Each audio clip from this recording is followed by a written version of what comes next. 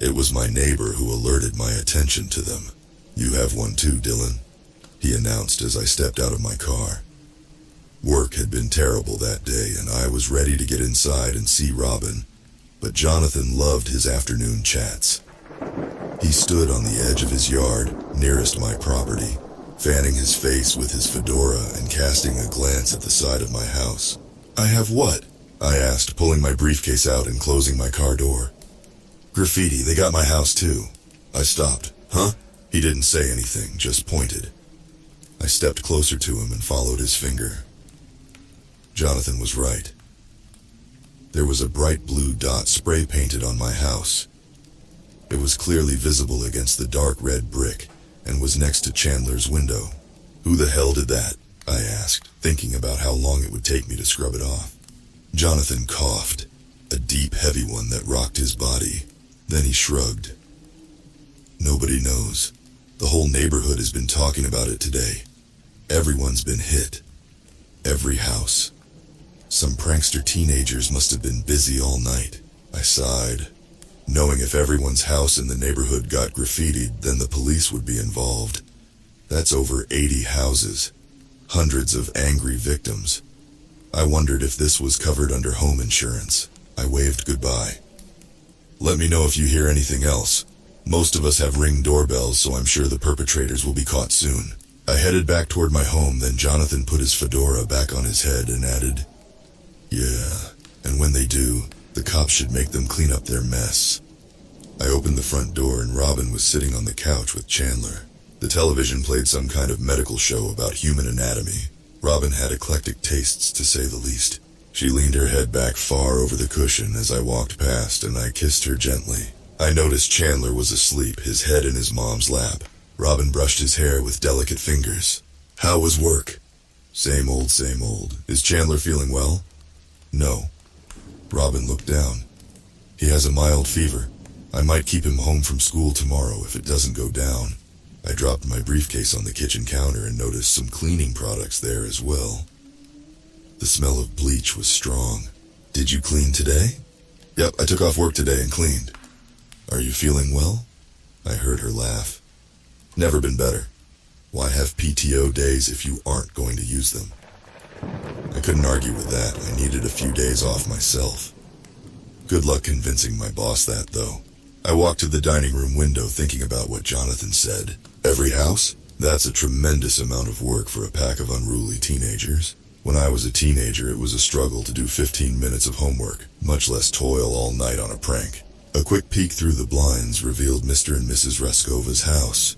None of the yards in our neighborhood were large, and the houses were built close together. I didn't mind. A small yard meant less maintenance. Our row of houses on the street was lucky. At the back of them was a small stretch of woods. If I had leaves or sticks in my yard, over the back fence they went. I opened the blinds more and scanned the Reskova's house. Then I saw it. A blue painted dot on the white brick wall. "Have you heard about the graffiti in the neighborhood?" I asked and unfastened my tie. "No. Is it an artist?" "I just watched a documentary about a graffiti artist named Banksy." I laughed. "Not quite." "Oh, you mean like vandalism?" I prompted Robin to the dining room, and she paused her show and carefully got out from under Chandler and joined me next to the window. She saw the blue dot and shook her head. "Mrs. Reskova must be pissed. She told me she had her house repainted last week." "Everyone is going to be pissed. Every house in the neighborhood got tagged." She covered her mouth, clearly upset. "Every house? Even ours?" "Yep," I said, popping the P sound. "Come look." I led her outside to the side of the house.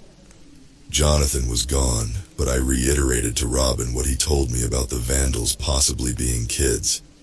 She thumbed the blue splotch and grimaced. "Damn it. Speaking of kids, we saw 3 of them on bikes pedaling down the road, teeth showing through bright spring smiles, hair waving against the wind. They were laughing at something, and the one in the back, the smallest, kept yelling something to the other 2 about telling the truth. Could it be them? I asked, realizing my tie was loosely hanging down my chest. Too young. They're 9 at most. They aren't meticulous enough to vandalize every house in the neighborhood. Still, I wanted to be sure. I met them at my driveway and waved them down. They stopped in front of me in a line like a pack of baby-faced bikers, a combination of mischievousness and curiosity on each of their faces. "Do y'all know who spray-painted all the houses?" I asked them bluntly. The two bigger kids chuckled and looked back at the smaller one. He blushed and timidly nodded. "Who?" "Yeah, tell 'em who," one of the bigger kids said sarcastically before the other added, "Unless you're freaking lying." The small kid's bottom lip jutted out in defiance. "I swear I ain't lying, guys. I saw them last night. I woke up at 2 in the morning to go pee, and I saw one out my window. Great, a witness. The unruly teenage culprits will definitely get what's coming to them." "Who did you see?" The kid blinked hard. "It was a scientist." I frowned. "A scientist?" "Yeah, he had one of those big hazmat suits on and everything." A harsh screech of tires cut him off. A pickup truck stopped forcefully in the middle of the road, and the window rolled down. The driver was a man with a thick goatee and had a worried look on his face. "Son, get in the truck. I've fucking looked for you everywhere. Where's Mom?" "Get in." "My bike." "Leave it." The smallest kid tossed his bike down next to my mailbox and hopped in his dad's truck. The man commanded the other kids to go to their respective home, then pierced me with a panic-stricken stare. "It's not safe." Before I could respond, he was gone, the tires of his truck barking against the pavement.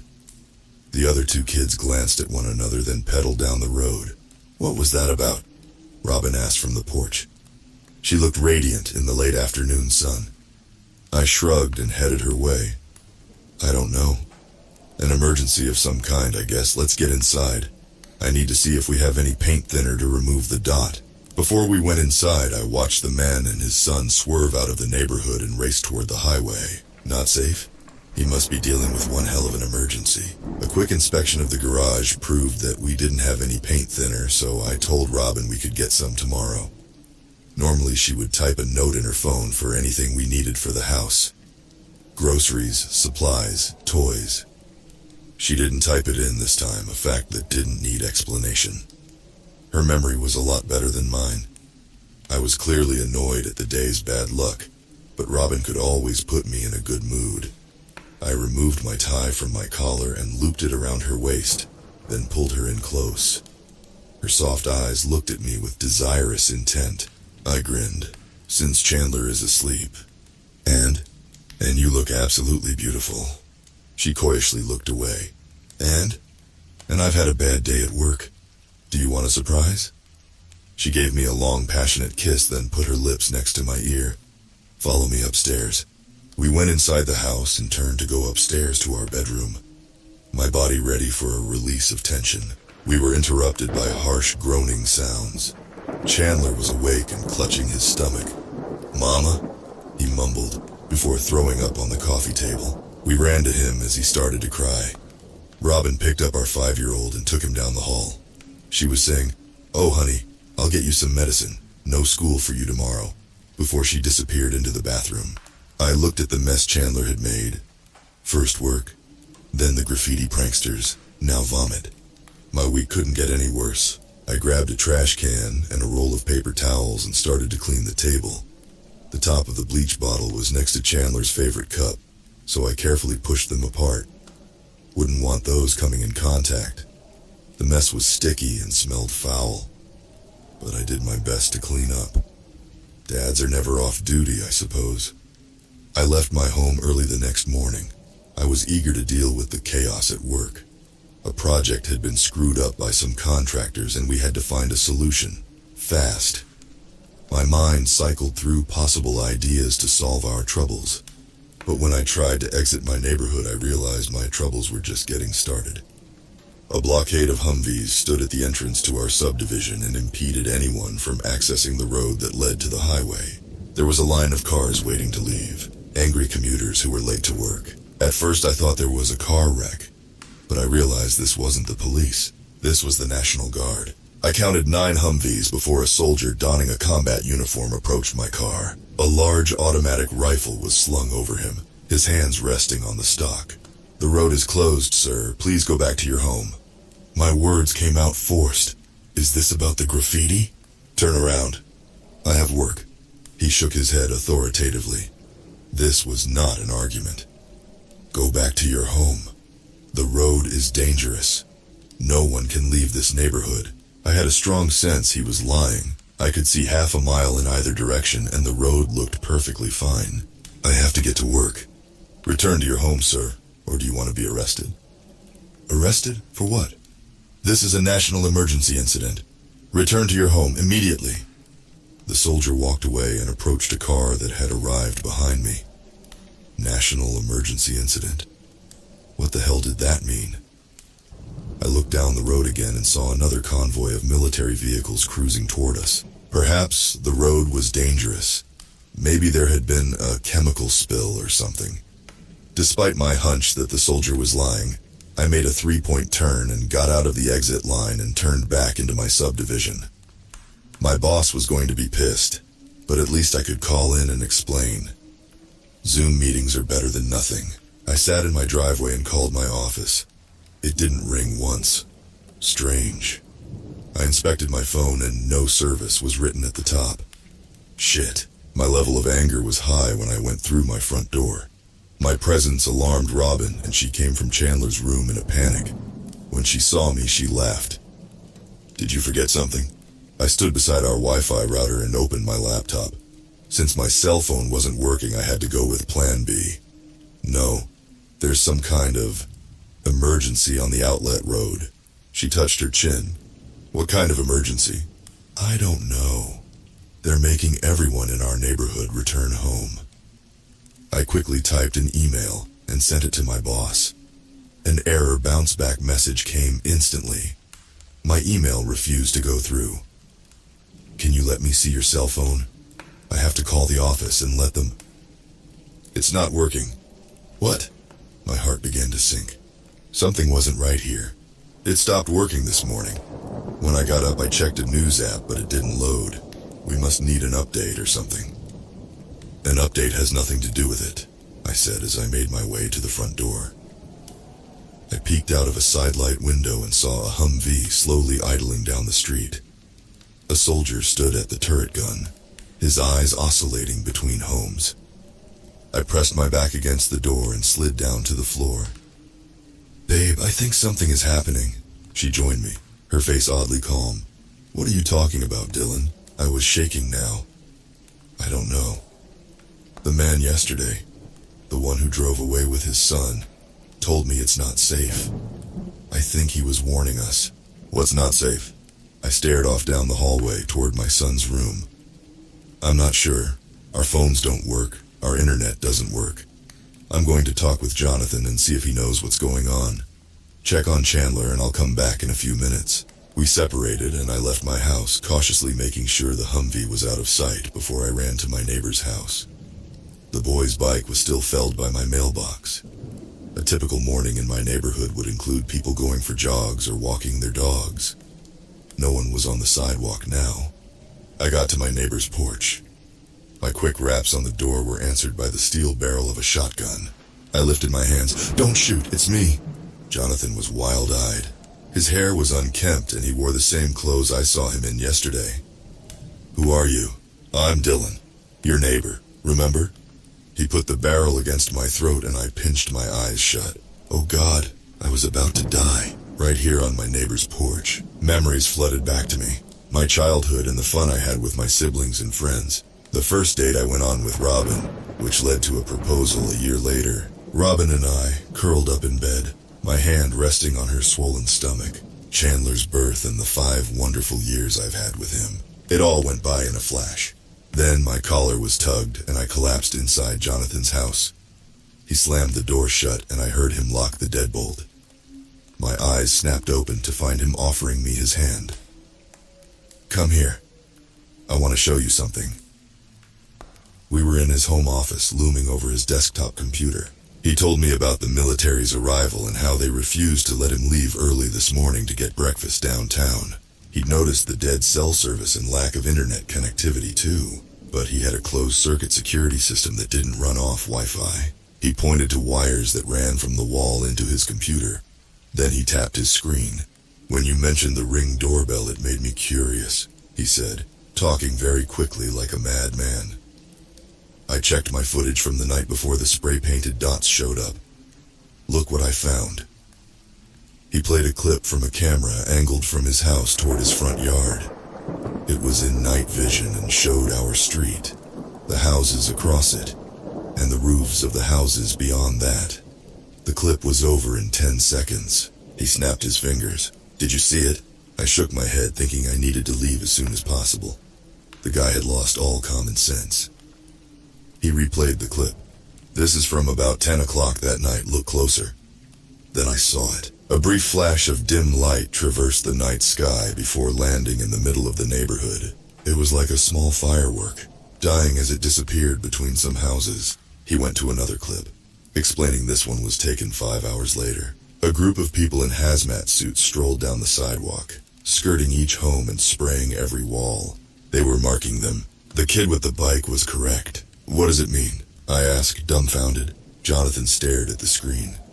"It means that something came here. Something the government doesn't want to leave." "Came from where?" Jonathan looked up straight up and opened his mouth to answer. A harsh noise exploded from the front of his house and sent us both jumping off the ground. Jonathan grabbed his shotgun and raced down his hallway. I peeked out of his home office room to discover 2 soldiers had kicked in his door and were pointing their rifles at Jonathan. They shouted for him to drop his weapon, then a hail of gunfire erupted. Jonathan tumbled to the ground, his body a mess of blood and bullet holes. His fedora lay by his lifeless body. My heart leapt into my throat as I realized I was trapped. I could hide in the office room closet or behind the desk, but that would only delay the enviable. Instead, I tried the window. It opened silently. I climbed out and darted through Jonathan's backyard, then scaled his backyard fence, hopping into the space between his property and my own. Shrubs and a dogwood tree hid my activity, but through the leaves, I saw our road was now filled with Humvees. Soldiers scurried around the lawns of my neighbors. They were bursting into homes through doors and windows. I smelled smoke. I couldn't believe what I was seeing, but I did know one thing. I had to get back to Robin and Chandler. I hopped my fence, foisting myself over the hard edge and landing sharply on my shoulder. The pain radiated up my neck, but I ignored it. I had to keep my family safe. A movement near Jonathan's house stole my attention, so I risked a glance through the fence pickets. 2 soldiers, burdened with flamethrowers, marched around the house. "These 2 are marked," one of the soldiers said. "Light 'em up." I bolted to my back door, kicking it in my hurried attempt to reach my family.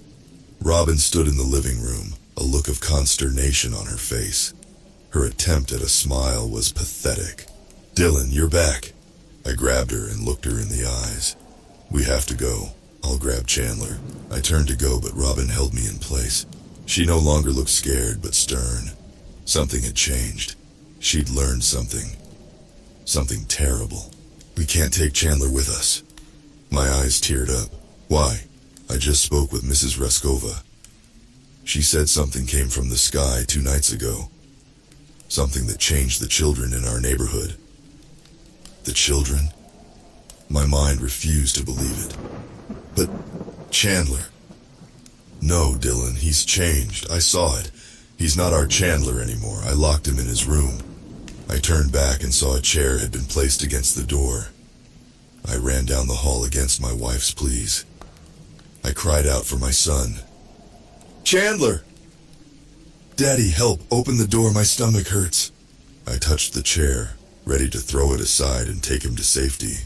Then I saw Robin beside me. She was crying, begging me not to open the door. "We need to leave," she whispered. "It's not safe." "It's not safe." I removed my hand from the chair and stepped back. Chandler beat against the door. "Please, Mama.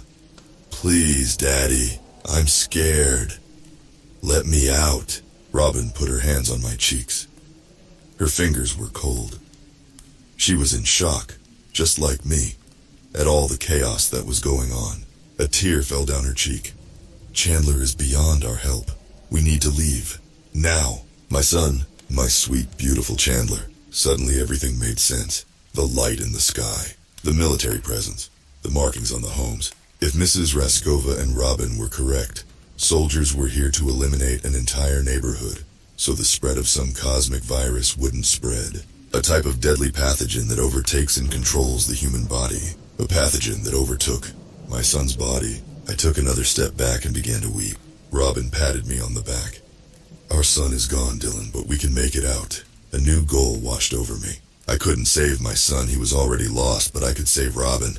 I grabbed her shoulder and pushed her toward the back door. I found the doorknob the instant our front door was caved in. Soldiers announced their presence, but we were already running through our backyard and toward the fence. One of the pickets in the back section was loose, a discovery we made last summer after we found a raccoon had snuck into our backyard, so I lifted it. We crawled through and dashed into a small wooded section. "Keep running, babe," I shouted. "Keep going straight and we'll get to the road. If we can get out before reinforcements come, we can get out of here." She was fast, running quickly over brambles and leaves, and I did my best to keep up. My shoulder was raging with pain now. Then we both stopped. A lone soldier stood with his back to us in a clearing. He hadn't spotted us yet. He called on his radio, then scanned the area. Robin and I hid behind a large oak tree. Now, facing back toward our neighborhood, I could see the roof of my home. Flames licked the sides, and smoke billowed into the sky to join the smoke from other homes being burned. Chandler, my son, he was gone. They'd burned him. No. It wasn't my son they'd burned. It was something else. Something terrible. I fought back tears knowing I had to protect my wife. I grabbed her hand, my heart hammering so hard I couldn't even feel Robin's pulse in my palm. I knew what I had to do. "I love you," I whispered. "Keep running straight. Don't let them see you." I didn't let her respond. It was too painful, and I didn't want her to talk me out of it. I lunged from out of the cover of the tree and sprinted directly at the soldier. A response from his radio blocked the noise of my approach. By the time he turned around, it was too late. We fell to the ground in a wrestling match. I pinned my body against him so he couldn't raise his rifle. My fists went to work, but the man was strong. In a masterful move, he tossed my body off of his torso and rolled on top of me. He had a pistol at my head. "Don't fucking move," he yelled, then called into his radio. "I got one, uninfected." He removed some handcuffs and clamped them over my wrists. I spat at him. "Of course I'm not infected, you idiot!" I shouted. "I'm not a child!" The soldier wiped the blood off his busted lip and regarded me quizzically. "Child? Whatever landed here doesn't infect children. It only infects women." "Women?" I craned my neck to see where Robin was. She was no longer behind the tree. "Were you with anyone else?" the soldier asked. "A daughter? A sister? A wife?" A deep darkness swelled around me and grabbed at my mind. What had I done? What had I let my wife do to our son? I left Chandler there, to burn. I looked around again for any sign of Robin. She had escaped.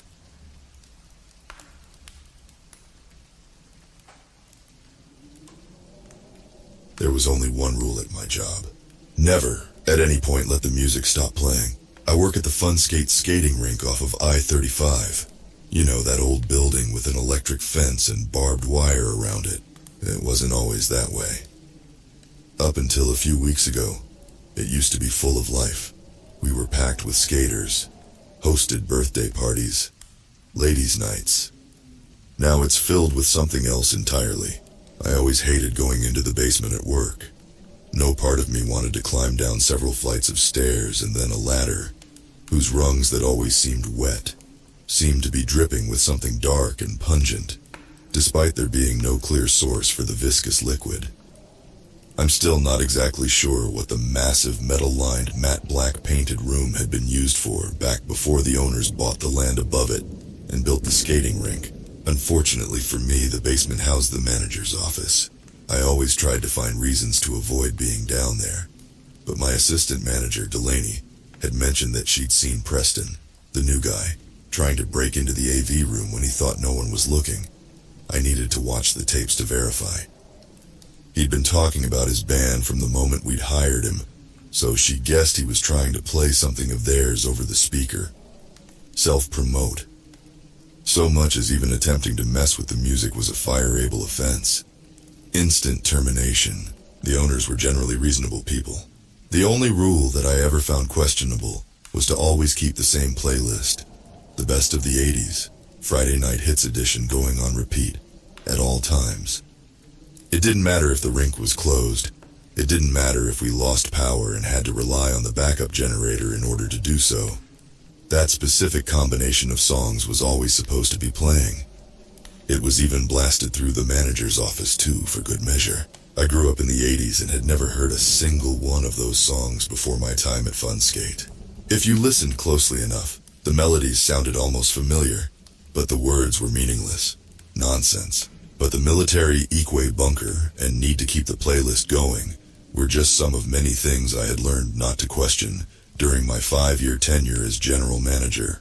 We were required to keep the door to the AV room locked, and only Delaney and I had copies of the key. A few months ago when I was off duty, there was an incident where the power went out.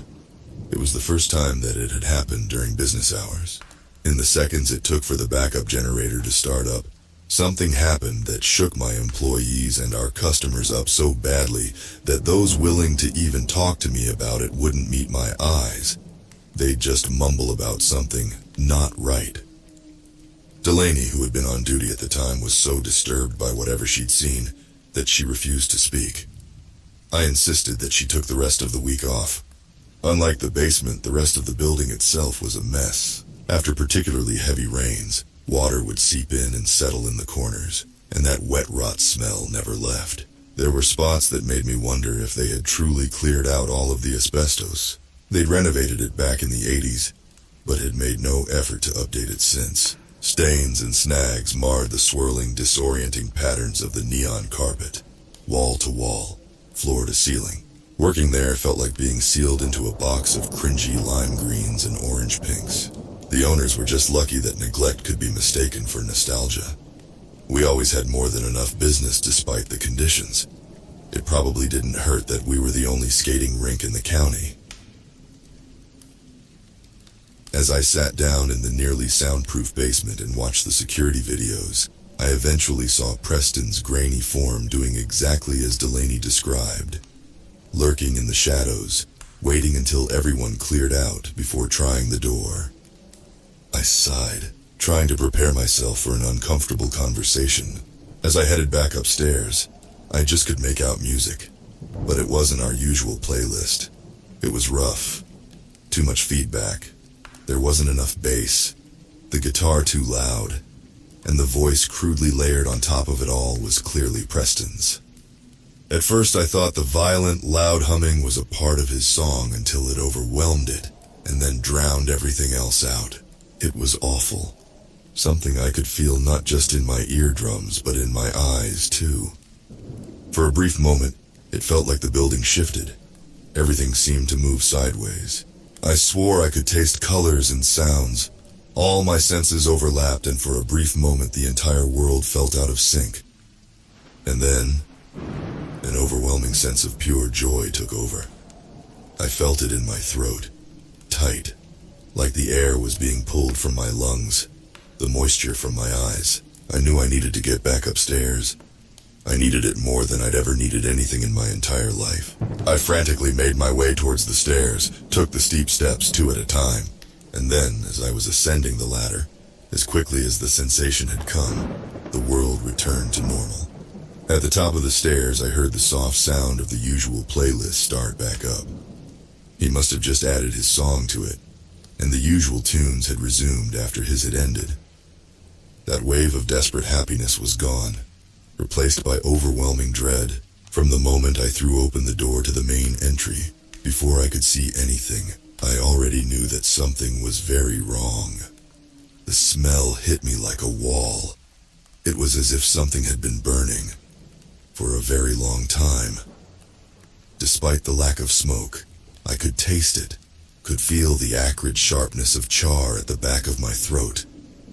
I panicked, wondering what on God's green earth had happened, what I'd find myself walking into. It took me a moment to realize that something was missing. The laughter, general wave of chattering that came from a rink packed with people on a Saturday afternoon. The lights were still going and the music was playing, echoing across the smooth wood of the rink. But it was abandoned. Well, empty of people at least. In the distance I could see crumpled forms, encircling a portion of the rink. When I called out for someone, anyone, it went unanswered. I passed by the AV room, the door ajar, onto the rink, where I realized what I'd been seeing were piles of clothes and skates, forming a nearly perfect circle around a section of worn and newly warped wood in the middle. There was a reverence about it, as if everyone that had been up there while I was in the basement had gathered around and bore witness to something incredible, fascinating, terrible. Encircling it, I could see Preston's sneakers next to Delaney's blinged out inlines. The people, every single sign of human life, gone. I was so focused on the only worldly remains of my employees and our customers that it took me a moment to notice that the wood in the center looked scorched, soft, like it had bubbled up. A few of the skates had been pushed aside, breaking the circle as if to let something through. A thin layer of a dark and streaky stain led away from the center and onto the swirling hypnotic patterns of the neon carpet. As I cautiously approached the center, the music changed again, back to what sounded like a different song from Preston's band. The buzz of the black lights overhead became overwhelming before they too were drowned out by the now familiar humming. The wood of the rink that was encircled by the skates, it rippled, moved as if there was something writhing underneath it. The smell, which from up close was that of burning plastic mixed with something more organic, returned. Something needed me to come just a bit closer, something itching to come out that I would finally see. As I approached, to match my elation, I felt a grin forming, one so wide it hurt. And then the interloping song ended and a meaningless, unintelligible one from the best of the 80s, Friday Night Hits edition, echoed out. The hum, feeling that burning smell, were all gone. I took that as my cue to get the hell out of there before the music switched again, and ran past the rental booth, now dark. I tried to ignore the sickening, squelching sound of something that moved along the linoleum within. I'm not sure how I knew it, but I could feel that if I looked in there, I'd see something I was never meant to see. Something that would break me. I wasn't sure what else to do once I stepped back into the sunlight outside, so I called the police. It took them forever to show up, and once they came, I walked them through everything that I knew, and watched them share a look. I figured that they just thought I was crazy. I handed over the tapes per their request.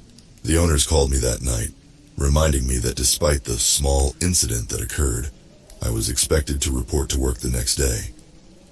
After sitting in my car before my next shift, fighting a wave of anxiety at the thought of going back inside, I was shocked to see an entirely new staff when I walked in. They were all faces I'd never seen before. They worked wordlessly, acted as if nothing was wrong. Fun Skate never sits empty now, despite being closed to the public. After I clock out, the new employees all remain, only their eyes moving to watch me leave, still blocking the door to the AV room. Something about them unnerves me, so I try not to stare at them too closely, but I am fairly certain that they are armed. I went down to talk to the police the next day, but they claimed they didn't send anyone out there that night. They casually implied that nothing occurred there at all. Delaney, Preston, all those missing people from around town, no one else seems to even remember them. Sometimes as I desperately broach the subject in conversation with someone, I'll see a brief flash of recognition behind their eyes, before it's gone just as quickly. I've been struggling just to find someone here that will even believe me. I just want to know what happened that night.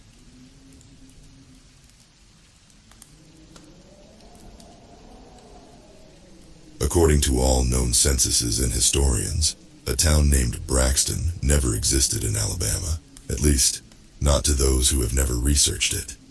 And certainly not to those who don't believe in tall tales or ghost stories. There are no public records of anyone who had ever lived in a township with that name, and if you ask any professor or public official if they know anyone or have ever been to a town called Braxton in northeast Alabama, they might laugh at you, or less embarrassingly, look at you weird. Braxton was believed to be a small town located in the foothills of the Appalachian Mountains, rumored to have been somewhere between Gadsden and Reese City. This town has been known to locals to be an urban legend. It's something grandmothers would warn their children about when they went off to play in the woods. "Don't be looking for any Braxton ghosts now," they exclaimed. "You won't come back home if you do." Much like the town itself, the people have become lost to time. If you look for any public record dating back to at least 1920, by 1954, there were to have been at least 14,000 people living in Alabama. If this town were to have existed, there would have been an additional 3,000 added to that total number. But since no public record exists of the town and its people, that statistic is futile to add. Despite this, some people claim to have seen it. Various people, ranging from hikers to urban explorers, claim to have heard the story, walked near the road leading up to the town, and came across scenes almost out of an apocalyptic movie. Buildings that are so dilapidated you wonder how they built them in the first place. Broken down rusty trucks and wagons litter the streets, and the strange lingering smell of sulfur. Then panic sets in once you realize you really should not be there. You start to see shadows converging out of the corners of your eyes.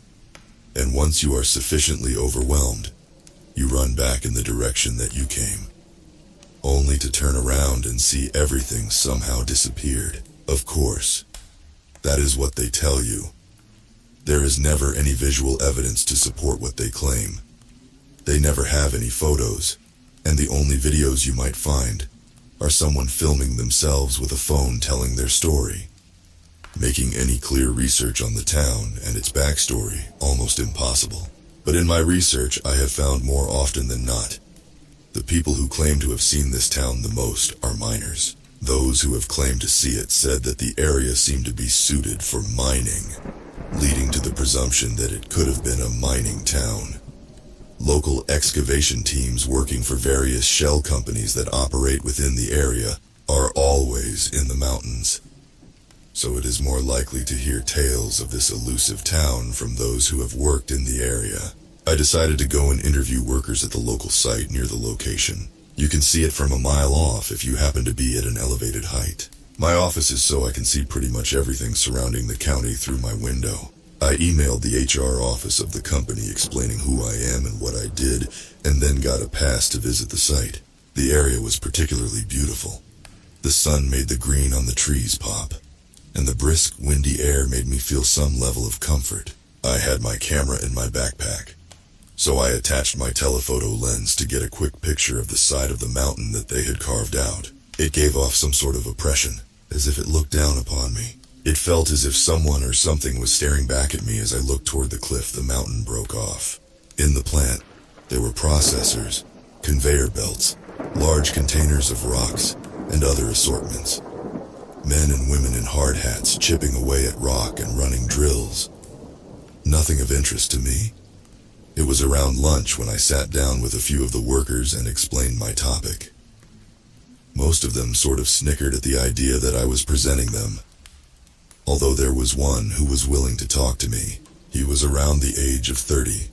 You could tell he was tired by the large cup of coffee he had and the bags under his eyes, but he was nice enough to oblige me with some conversation. "My grandpa used to hunt out there," he said. "There were some locals who thought he was crazy going by himself, but he enjoyed the peace and quiet. No one seemed to bother him." He took one sip of his coffee and continued. "Locals always said that there used to be a town there, said it was haunted. Apparently it was a town filled with miners who had formed a union and decided to make their own little community. The state never acknowledged it properly, but you'd see some folks come and go from it. He heard it was quite populated for a time. Then one day back in '67, folks came out of their house due to hearing a loud boom and saw a large fire engulf the area. Looked to be where the town was. He went quiet for a moment. The authorities went to the location to try and figure out where the explosion came from. When they got there, no one was found. almost like they were vaporized by a nuclear bomb. The buildings were all torn up, but there was no evidence of any explosive material. There were caves where the miners of the town had been working, but they looked to be hand-dug. "Why'd your grandpa hunt over there?" I asked. "Good game, lots of deer," he said. "But one day when he went over there, he noticed the sulfur smell and..." He paused. There were two men, maybe his age, sitting in the spot he usually hid from the deer at. They weren't in any gear or anything, just plain worker clothes. He asked if they were with the company up the road. "This one?" I asked. "Yes, sir," he said. When he asked them, all they did was stare at him. They had some sort of forlorn, angry look on their faces. My grandpa felt uncomfortable, so he decided to set up his gear in another spot. Next thing he knew, when he looked up, they were gone. I felt a little uneasy. I could tell he did too. "The thing is," he said, "most people don't like being out in those woods. They feel like something unnatural happened there, and they warned us as kids not to come looking for anything." He looked over at me. My grandpa sure as hell did. After that little encounter, he never came this way again. It perplexed me. Here, he had this story and a warning to not come around the area, and yet here he is working in a plant not too far off from the town. I wrote down what he said and then questioned him. "So why work here? And why is this place still in business when even they might know the history of the area?"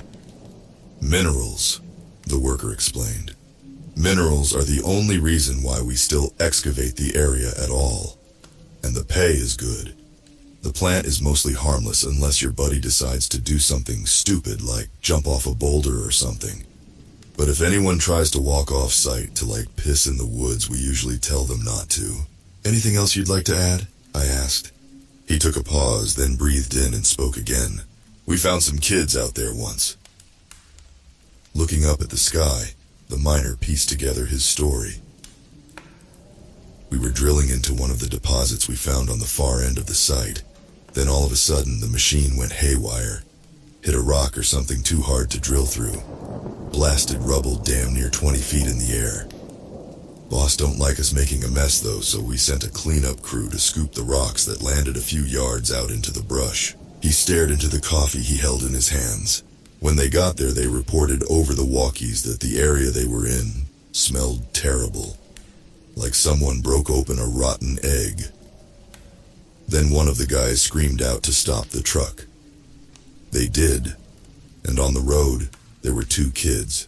They looked like they were covered in dirt. Eyes as blue as water when you look close enough. One of them was holding a teddy bear that looked like it was from the 60s, give or take." He took a sip, then continued.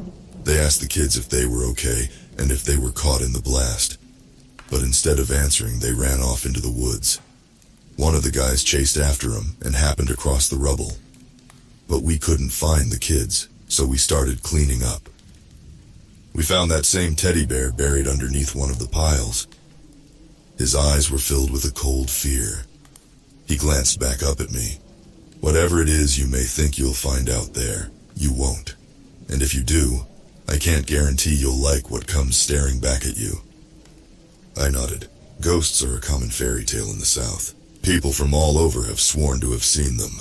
The relative area in which the miner found the kids, as well as the smell of sulfur, led me to believe that he had happened to come across an area of Braxton, or at least it was enough of a coincidence for me to conclude that fact. Looking back on this now provides me with a bitter sort of irony due to my skepticism, as I never heeded any warning from anyone to stay away from anywhere due to the nature of my job. For the sake of my research, I decided to travel to the area myself. It was around 5 in the afternoon. I knew that the miners should have at least gone home for the day by then. I drove my car to the area and parked near the front entrance of the plant. I grabbed my pack and went to the area where they found the kids. In that spot was a little clearing, and what looked to be a path. Against my better judgment, I decided to walk it. The path was long and winding, a dense wall of trees on either side. I almost thought that it would never end. Then, I smelt the sulfur. It hit me like a punch in the face almost. My eyes started to water as I inched deeper into the woods. I happened to have an N95 mask from when the pandemic first occurred, still in my pack.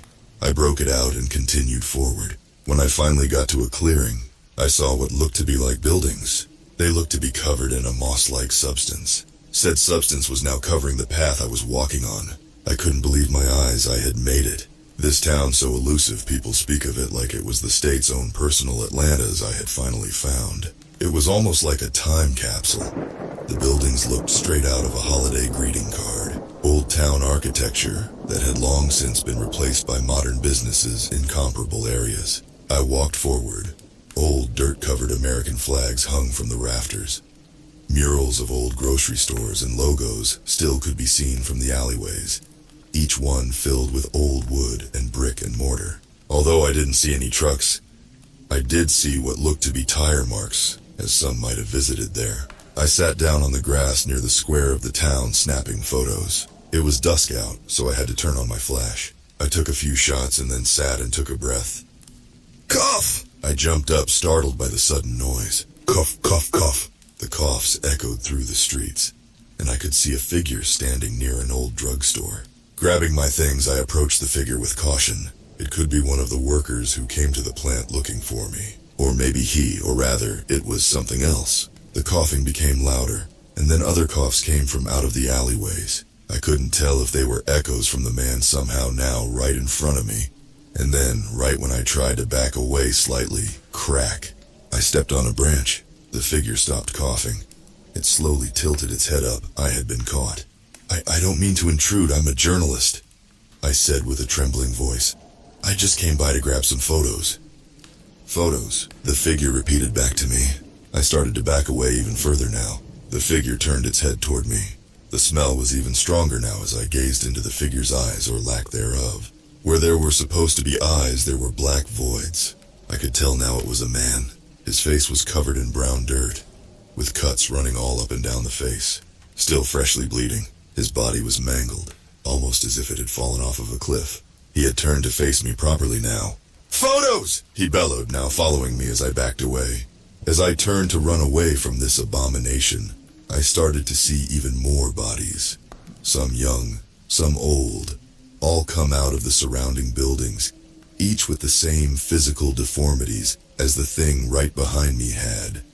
They all converged into one mass group and started to chase me. I ran, faster than I had ever run before, praying to whatever God above that was witnessing this that they would not catch me.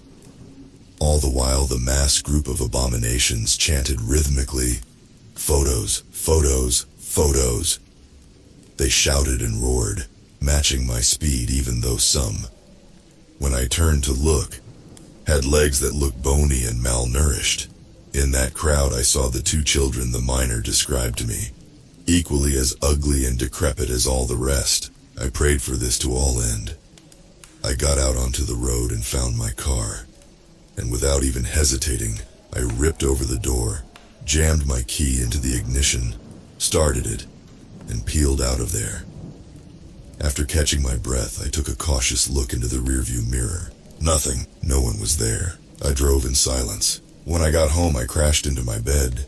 The next morning when I awoke, I felt extremely ill. I went to the urgent care, and after some tests, they decided to send me to the hospital for further treatment. I ended up staying for about a week. For some reason, my lungs were incredibly irritated. When I explained to the doctor the events that transpired, he looked at me puzzled. You know that area is supposed to be roped off, right? Why? Hydrogen sulfide, he explained. The EPA found the place was contaminated with the stuff. It smells incredibly bad and causes major irritation to the lungs. With all that running you did, you probably were hallucinating. When I got home from the hospital, I decided to take a look through my camera roll. I needed some sort of confirmation that this experience I had was real. I took a look through each of the photos. Nothing but trees. Every single one I looked through, tree after tree after tree. This couldn't be right. I thought, there was a town. There were those people I saw. It had to be real. Then I took a look back at the first photo I had. The one I had taken the day I visited the plant for the first time.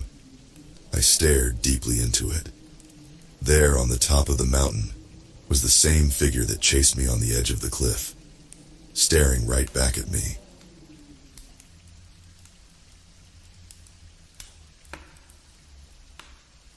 I never thought we'd be in danger.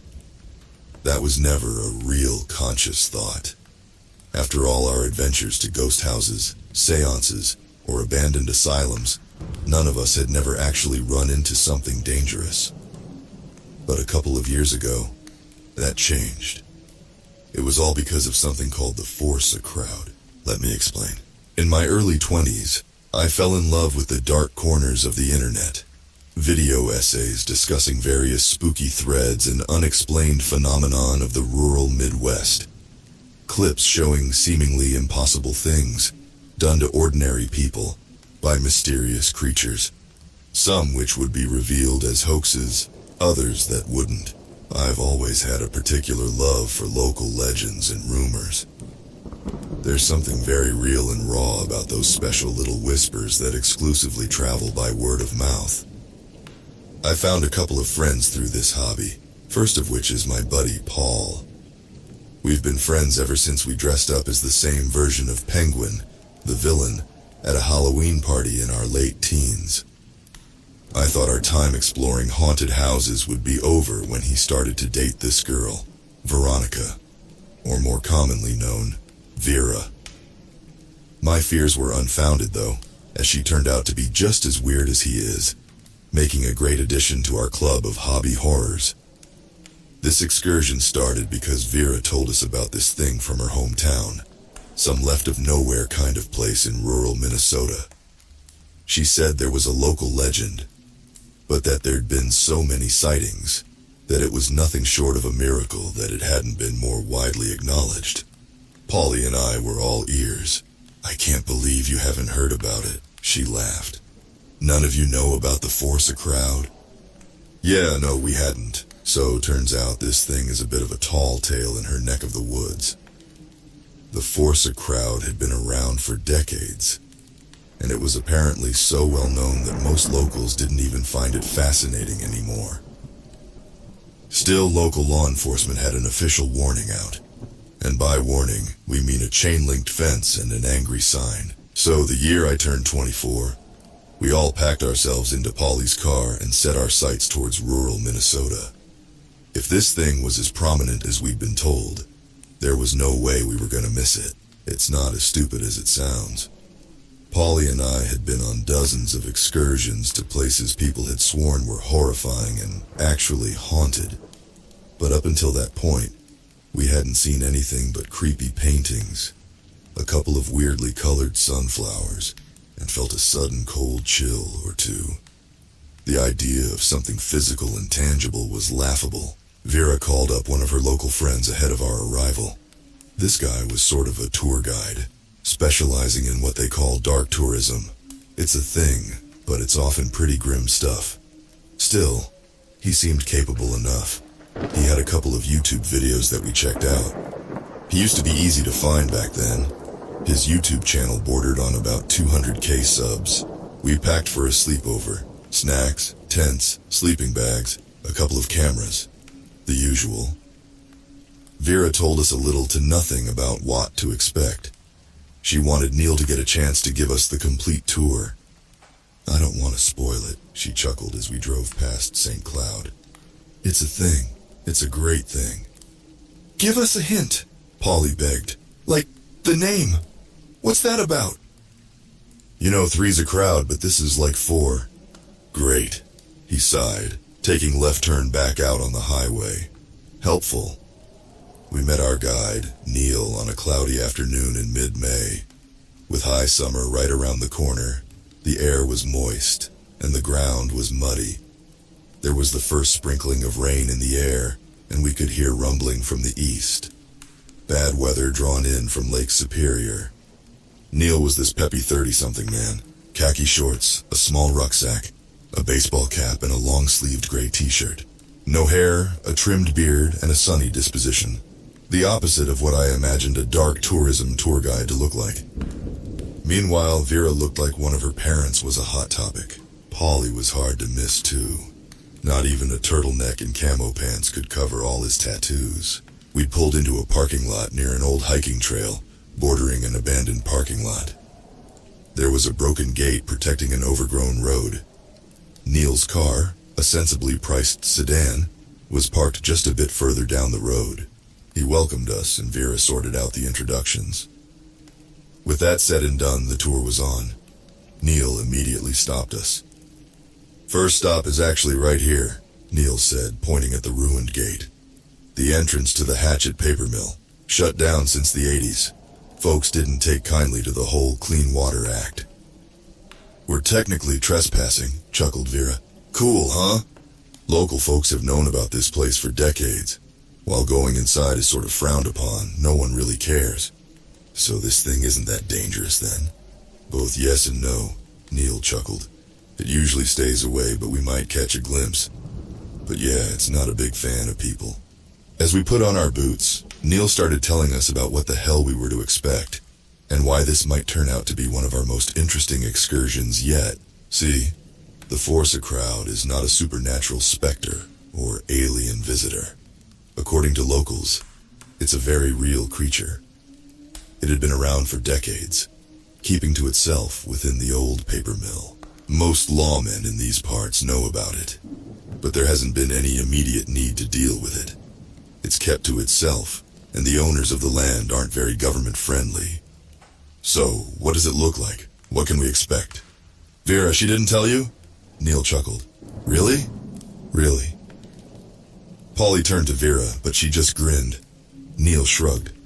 "It looks like 4 people, just 4 regular people. 2 taller people in the back, 2 shorter or crouching people in the front. Like they're posing for a picture." It was about as stupid as it sounded. Suddenly I could see why this wasn't a big thing. To an outsider, this thing would just look like 4 people. Even if I saw it with my own eyes, what was there to see? I couldn't help but to think that Neil probably had a couple of people ready to scare us a little. "Are you telling me we're trekking to some tetanus-covered shithole to watch 4 kids in Halloween masks stand at the end of a corridor?" I whispered to Polly. "Fuck it, might be fun." I'm not buying it. Being skeptical about this sudden reveal, Polly and I started asking a whole bunch of questions. Like, how it could just look like 4 people, and what it actually was, what it ate, where it lived, all kinds of stuff. I admit we weren't very polite. Neil didn't seem to mind and tried his best to keep up with us. "It needs chlorine as part of its diet," Neil patiently explained. "That's why it moved into the mill. There's an adjoining chlorine extractor, which they use to bleach the paper before the shutdown. There's still loads of the stuff around. It's in the water, too." "So it just eats old paper?" "No, it munches up white-tailed deer and rodents," he continued. "Not birds, though. Damn thing loves birds." Vera was having trouble containing her glee. We were giving her the "are you real" look, and she couldn't stop grinning.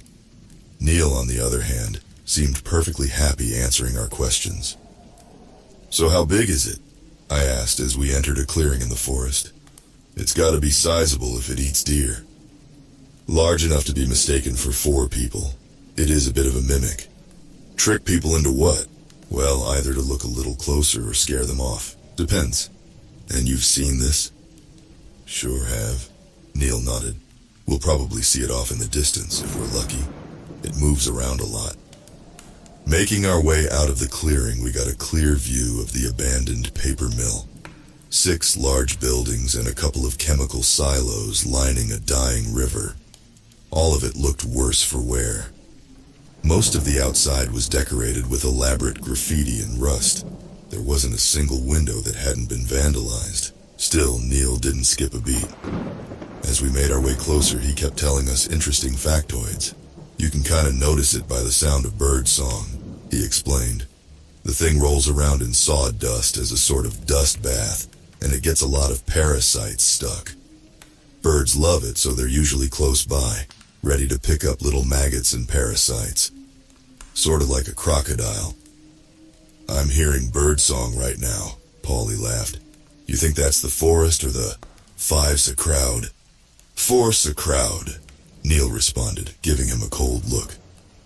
And no, that's just birds.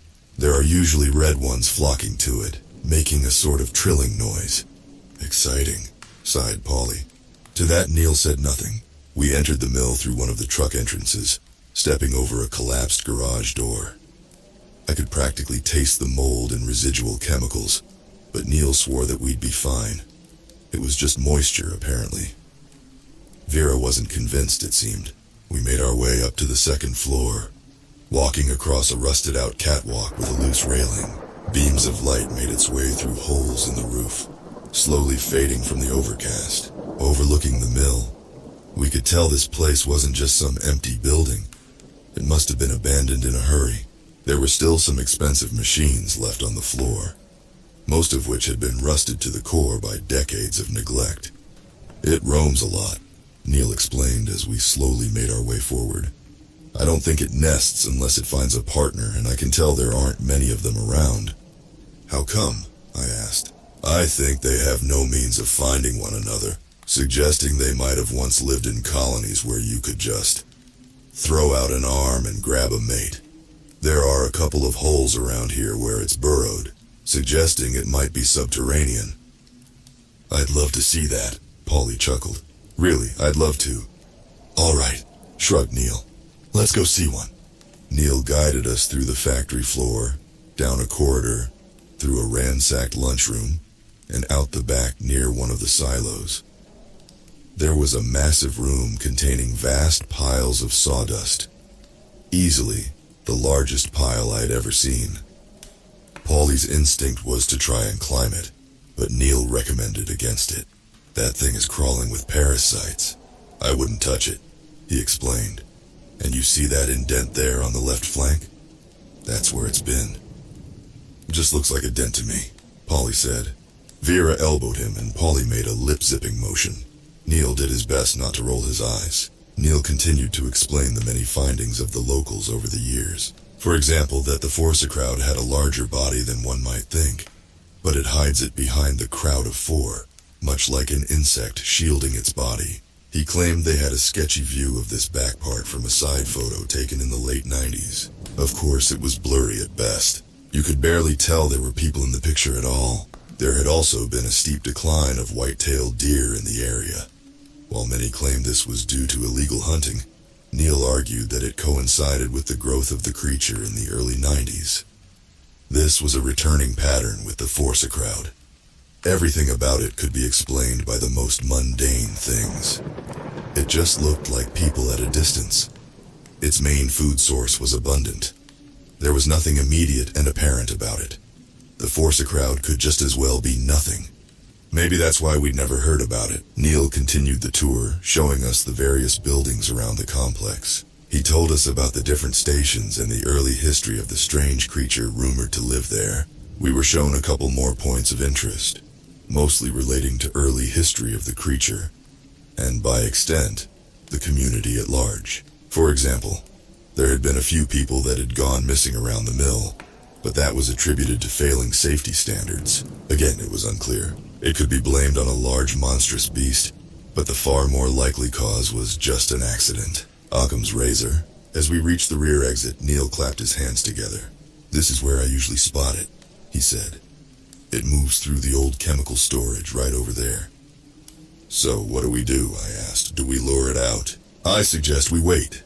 Neil smiled. Put your feet up, take in the sights. It's a magnificent place, huh? Polly walked over to me, carefully elbowing me for attention. Leaning in, he whispered, the kids he hired to scare us aren't here yet. Still, it was nice to just be out with friends for a change. Break up the monotony of work. We put up our tents and had a couple of hot dogs. Vera took a nap listening to her favorite podcast. Polly went for a jog on the catwalk, making little dust particles rain on the factory floor. It echoed through the entire building. I got a chance to sit down with Neil for a bit, just the two of us. He seemed like a genuinely nice guy, but I could tell he was putting on a show. Then again, that was sort of his job. Vera had known him since high school, so he'd given her a good price for this. In a quiet moment, I asked him, so what's the deal? Why is this so interesting? You know, it's a funny thing. He smiled. It's right there for all to see. And everything about it just looks like a whole bunch of nothing. Come on, I smiled. I mean, it's a great story. You've put a hell of a lot of thought into it, and I appreciate that. Most places just say it's like a ghost or an alien. Look, he nodded, raising his hot dog from the open fire. I'm not bullshitting you. This thing is real. We just looked at one another for a moment. I could tell there was no hesitation behind those eyes. Either this man was a born liar, or a true believer. For the next couple of hours the sky grew darker. The rain passed us by, but not without scattering a few drops our way. The overcast drowned the rusty walls in black, making the shadows from our campfire long and alien. Spending the night there was impressive in and of itself. The uneasy sounds of groaning metal, combined with the Minnesota wild slipping in through the cracks in the building veneer. We set up our tents on the outskirts of the old administration building. No risk of setting fire to anything. We could tell it was frequented by a lot of rebellious teenagers. The graffiti spoke for itself. Neil assured us that the Foursacrowd didn't mind people, and that it would keep its distance. In his experience, it wasn't interested in hunting people. Paulie just rolled his eyes. The charade was going strong. I had a surprisingly restful sleep, nodding off the moment my head hit the pillow. I didn't get to sleep for long, however. A few minutes to midnight, I heard a rustling noise coming from Paulie and Vera's tent. At first, I thought they were just doing what consenting adults might be inclined to do in a secluded tent. But after I heard the tent open, I peeked out. I was a bit embarrassed to see Vera and Paulie sneak out with a roll of toilet paper, obviously going off to mind their own business. I lay back down to sleep when, after a couple of minutes, there was a whisper outside my tent. Peeking out again, I could see Vera and Paulie, now looking a bit more awake. Holy shit, Paulie smiled. They're here, you gotta see this. I looked over at Neil's tent. The man was fast asleep. Had he planned this in advance? How did he know we'd be skulking around at night, grabbing our flashlights, a camera, and putting on some proper boots? The three of us left to get a better look, leaving Neil behind in his tent. Right around the corner, Vera whispered. They're just standing there. There was a hole in the wall, leading to the outside. Paulie went first, then Vera. The moment I stepped outside, I was hit by an immediate chill. Maybe the storm was turning back. Slowly raising their flashlights eastward, it came into view for the first time. The Foursacrowd. 4 people, standing out in the middle of the night. A man, a woman, and 2 younger men in their late teens. A family, seemingly. All stood huddled up together, wearing identical white shirts and navy blue pants. They all had the same hair color, just different lengths. The parents stood shoulder to shoulder, while the younger ones stood about a step ahead, and with a bit of space between them. I couldn't help but to stare. Vera took a picture with her digital camera, making sure the flash was off. It was eerie. Even Paulie could feel it, even if he'd never admit it. That's fucked up, he whispered. Why'd they come so late? Maybe he heard us sneak out, Vera whispered back. Either way, this is insane. I wasn't so sure. The way Neil spoke about it seemed a bit too honest to be so simple. As Paulie kept his flashlight fixed on them, they slowly began to move. With arms firmly at their sides, the 4 of them slowly stepped sideways. It was eerily coordinated, moving in a sort of diagonal tandem, almost like they were gliding. We followed them a bit, just to see what they were doing. They were walking backwards towards one of the chemical silos, always keeping their eyes firmly fixed on us. As they got further away, they seemed to speed up.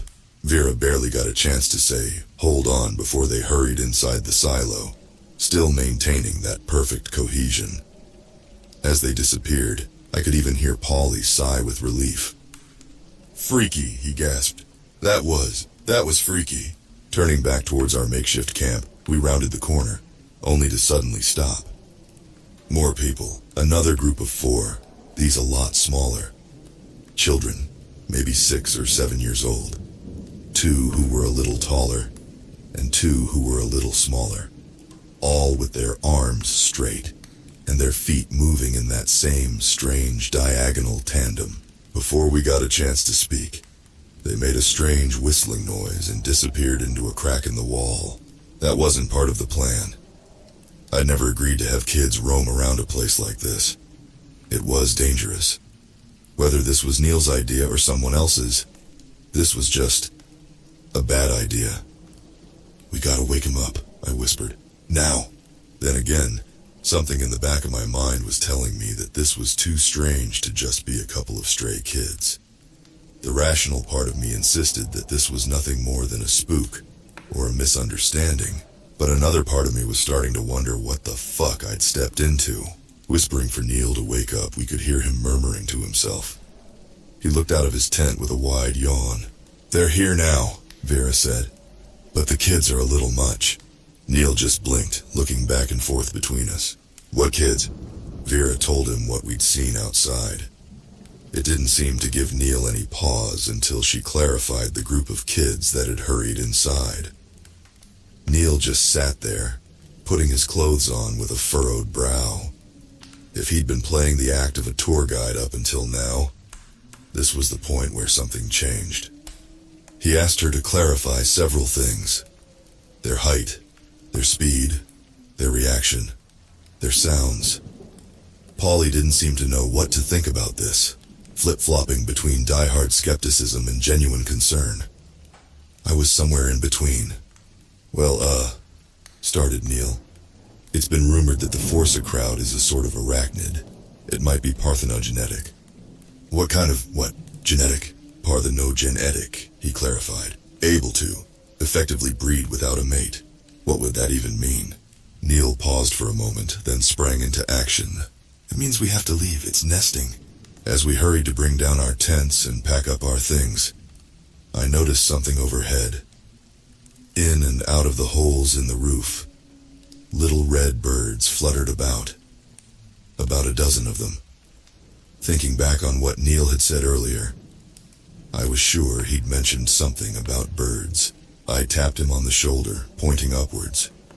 His face went pale as he held up a finger to his lips. Vera and Polly noticed, and we all fell silent, moving at a snail's pace, as to not make any unnecessary noise. Every now and then, the birds would land, making little chirping noises, and then return upwards. Vera gasped. We all stopped to look at her, as she pointed further down the hall. There it was. It slowly sidestepped into view. Only the legs of the 4 people moving, their arms remaining straight. Their heads wobbled a little as it moved, looking more like bobbleheads than people. They still looked like they were floating forward, held up by some unseen force. But most worrying of all, they were coming towards us. Slowly. I didn't know what to do. Part of me wanted to run. Another part wanted to stand there and fully believe that this was, somehow, still a lie. It had to be. There is no such thing as monsters. I've checked. Over all the years of laughing at the dark, I'd learned that there really was no such thing as monsters. But as these 4 strange people crept closer, I wasn't so sure anymore, and Neil seemed just as, if not more, confused. "Nobody moves," he whispered. "Let's see what it..." Out of little cracks and nooks, I could see more faces. The 4 children, for one, but another set of 4 further down. They didn't look at all like children, more like miniature adults, all moving in that same strange pattern, alternating their steps among each other. These just didn't look finished, hair growing out of their eyes, one leg too short, another too long, a drooping mouth that wouldn't stop twitching. 2 of them were conjoined at the shoulder, making an awful gurgling noise. I counted 6 groups in total, and some of those groups, they weren't people. They couldn't be. That's not what people look like. The largest one, as it got closer, was bigger than I'd anticipated. Easily 7 feet tall. Still, they all looked at us with these glassy-eyed nothings. They didn't really have eyes. It was more like white globes with accidental spots. One of the red birds gently landed on the shoulder of the tall creature, gently pecking at its eye. It didn't even flinch. Polly held Vera tight as we all slowly backed off, leaving what little we'd brought behind. The campfire had long since burned out, but the tall one still daintily stepped over the embers. It did so in a strange manner, having one of the front people lift its legs straight out, seemingly levitating in the air. But that's when the illusion broke. As it got closer, it seemed to let go of its mimicry. One of the two front people split in half, revealing a set of arachnid legs with the same color as their hair. Impossible tall and thick legs, hiding an all-black creature with dark, beady eyes. They'd been there all along, folding into vertical rows, acting as the back row's shirt buttons. They unfolded like origami, wordlessly tearing themselves apart, breaking whatever image I had of it, revealing a creature stretching out to its full size, easily breaking 9 feet tall with arms in every direction. Every leg was camouflaged as half a person, that when put together would form the illusion of a group of 4. Fake bodies, nothing more than membrane and skin, writhed back and forth lifelessly, morbid appendages. I barely even heard the others screaming. Polly grabbed Vera, heading for one of the side exits. Neil just kept repeating no, no, no over and over, not even running. And I was frozen, staring into the slight reflection of 8 eyes, arranged in 2 perfect columns of 4. White-clothed arms had unfolded into mandibles creeping closer. In that moment, I thought I was going to die. I wasn't accepting that this was actually happening. 100 thoughts were running through my mind at once, painting all the strange possibilities that might explain this. A prank show. A bad dream. Something. Anything. I could have died that day. Suddenly it turned away from me. Polly had run a hot dog stick straight through its right front leg. Looking back at this, it was all so fast.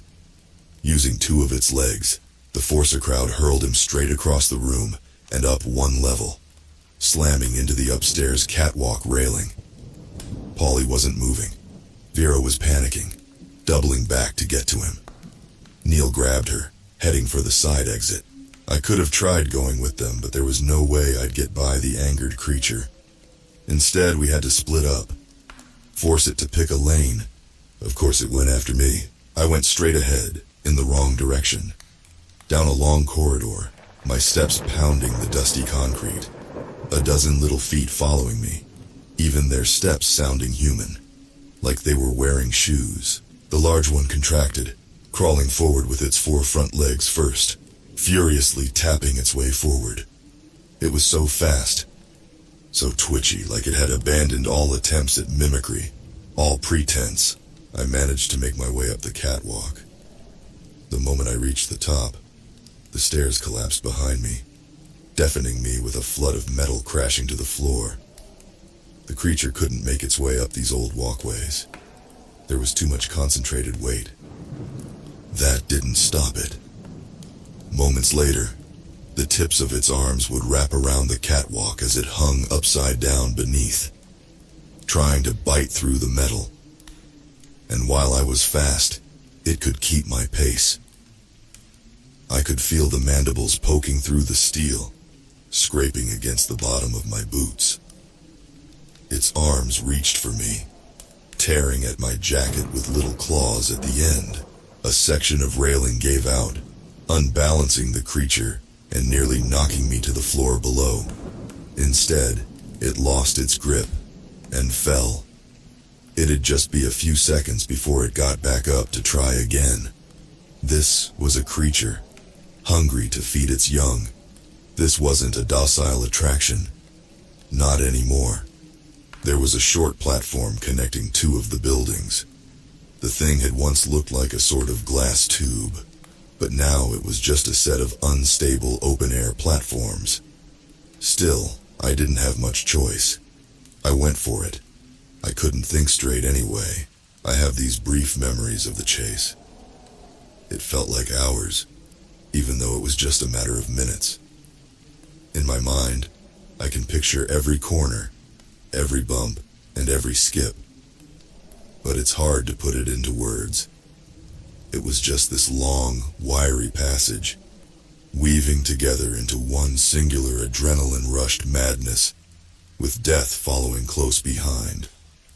Reaching the other end of the platform, I could see the Foursacrowd retreating into the dark. It was clever. It knew that platform couldn't support its weight, and that the fall would hurt. I ended up the way I came, on the same walkway as Polly, overlooking our previous campsite. Running up to him, I could tell he was breathing, but badly concussed. His one eye was blood-filled and swollen, and his left arm was bent the wrong way. There was no way I'd get him to walk out of there anytime soon. I considered my options. I could leave him. I could run. I could try to pick him up and pull him along. None of it was plausible, especially not leaving him. Instead, I propped us up against the wall. Somehow, he was still conscious, if barely.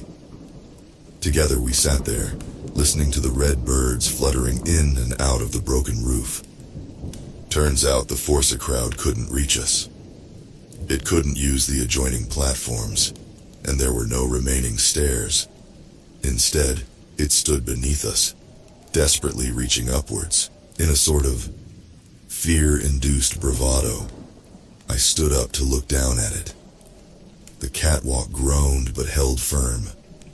For a moment, our eyes met. This button-eyed creature, completely emotionless. A creature that understood nothing but meat and offspring. It still reached for me carefully, even tenderly, as if asking me to be a friend, to surrender. I sat back down next to Polly. He panted heavily. Maybe he had a few broken ribs. "I'm Ganba. Ganba get a new tattoo," he blurted out. "A spider." "Please don't," I muttered back. Vera, she's gonna kill you." "No, she loves spiders." He wheezed through a half-broken nose. "Just Nanat, that one." As he pointed at it, the arachnid legs slowly came back down, and little by little, the creature retreated into the compound, its young scuttling back and forth between its legs. And from a distance, even then, it was still hard not to see it as just a group of 4 people, standing around in the dark. The 2 of us stayed up there, nodding in and out of exhaustion. I tried to keep Polly stable, frantically looking up at the sky, waiting for the overcast to drift away. The morning had to come at some point. That was the deal. Polly and I spent hours up there, waiting for Vera and Neil to come back. They eventually did, bringing a couple of local law enforcement officers along. They managed to help Polly back down, and to tend to his wounds. He would end up losing the eye in surgery, but would otherwise make a full recovery. He actually did get a tattoo of a spider later on. We've talked a lot about uploading our pictures and videos. But even now, looking back at what little footage we have, it just looks like people standing around in the dark. There's no attack, or monstrous transformation. It doesn't look like anything, just people. Strange people, but people nonetheless. Neil talked to them about reinforcing the fence. As he suspected, the Foursacrowd had gone through a sort of self-fertilization, reproducing without a mate. We'd done the equivalent of standing between an angry mother bear and her cubs, but then again we lived to tell the tale. They didn't do much to prevent this happening again. They fixed parts of the fence and put up a new sign. I think the owners also came in to make some kind of statement, but I haven't found anything about it. It's been a few years since then. I've tried my best to find a good time to talk about it, but I just never got it right. It was too important to just blurt out, and too difficult to think about. Neil has taken down his YouTube channel and removed his videos, not wanting to get any more people to come look for the Foursacrowd. In fact, a lot of it has been scrubbed from the net. Even the Wikipedia page, I think. I think he works with some kind of riverboat rentals out east. But in a couple of months, Vera and Polly are getting married. I think it's time we all put this behind us and look to the future. As best man, that's all I can do, really. Because even if there are monsters waiting outside, we can choose where we spend our nights. I choose to spend it here, far away, where the fire burns bright, far from the Foursacrowd.